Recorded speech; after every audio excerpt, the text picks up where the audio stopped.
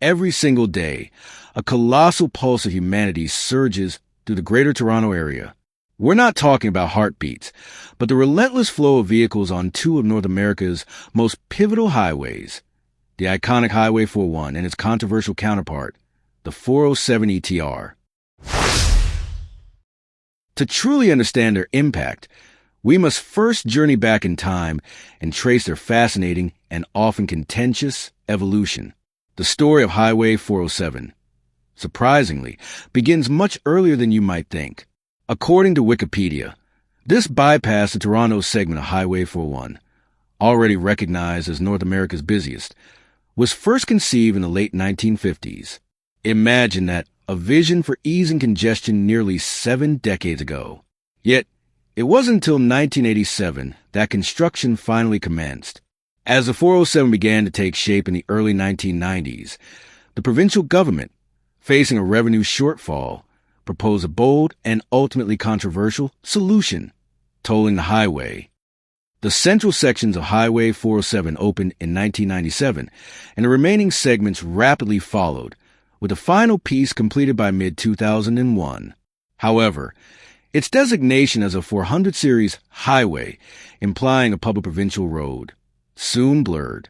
While it is technically connected, the 407 ETR, short for Express Toll Route, is distinctly not part of provincial highway system. This important distinction stems from a 99-year lease agreement signed with Conservative provincial government.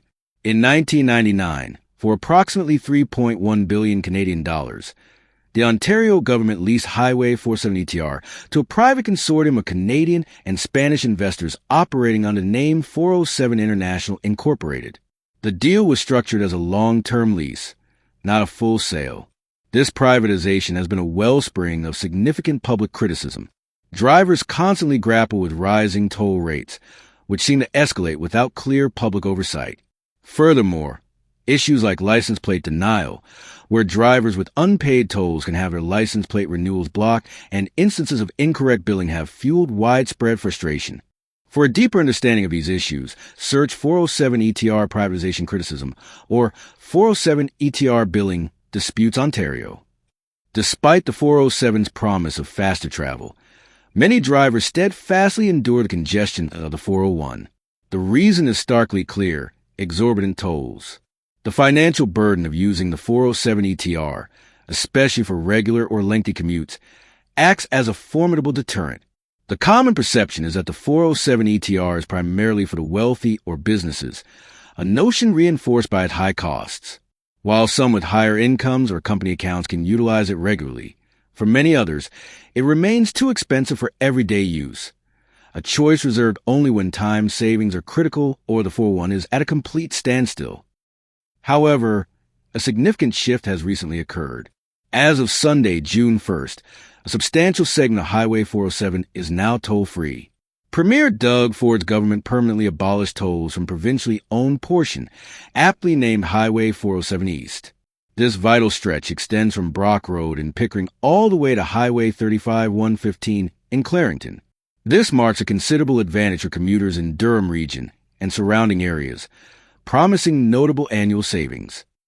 So, the next time you find yourself navigating congested lanes of the 401 or weighing the quicker but costlier option of the 407 ETR, reflect on the complex history, the privatization, and the economic forces that have shaped these crucial transportation corridors. They are far more than just asphalt and concrete. They are essential lifelines that profoundly influence how millions in the Greater Toronto Area live, work, and move. Stay informed, drive safely, and choose your route with awareness. Thank you for watching this deep dive into the arteries of the GTA. We hope you found this information both insightful and useful. What are your thoughts on Highway 401 versus the 407 ETR? Do you use the toll-free section of the 407 East? Share your experiences in the comments below. If you enjoyed this video, please give a thumbs up, share it with your friends and family, and don't forget to subscribe for more content like this. Your support helps us bring you more valuable insights. We'll see you in our next video. Till then, drive safe and please, remember to leave the passing lane for the passing vehicle.